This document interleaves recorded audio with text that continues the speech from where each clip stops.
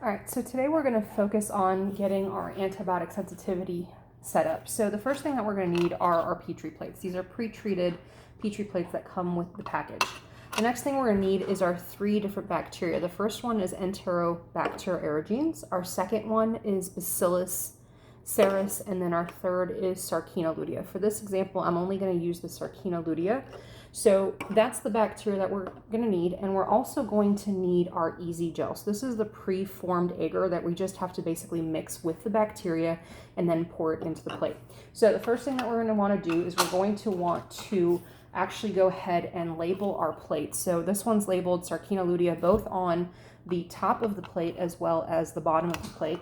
And then what I went ahead and did is I took an easy gel bottle and labeled it with Sarcina lutea as well.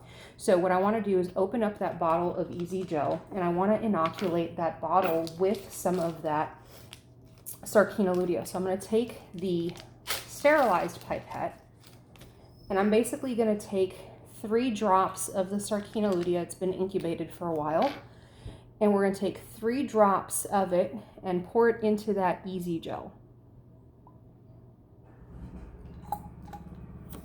Once we have it in the easy gel, we're going to go ahead and just gently swirl that. Once we swirl it for a couple of minutes, what we can do is we can go ahead and pour that directly into that Petri dish. And from there, once it's all poured in, you'll notice it's not completely covered, so we'll just kind of swirl it around in order to cover it.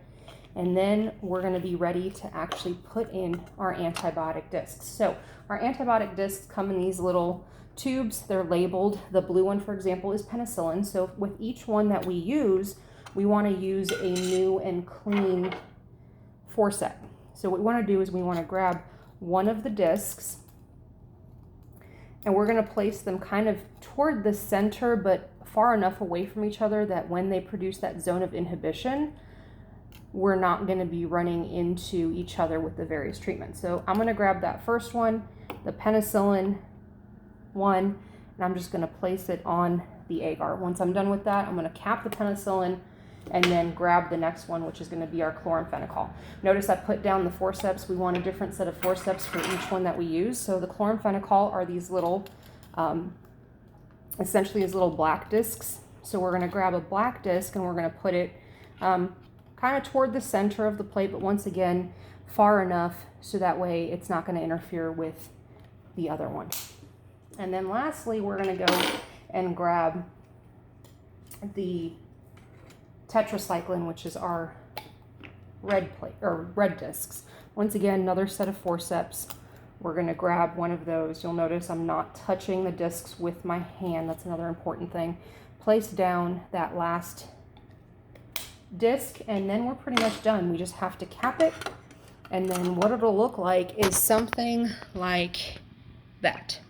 So essentially what we're going to do is we're going to let it settle, let it sit, and the reason that we're going to let it sit is so that way it's not set yet, so it's got to sit for about 30 minutes roughly, and then once it's sat, then we can actually incubate it, and then we can look at the results of it.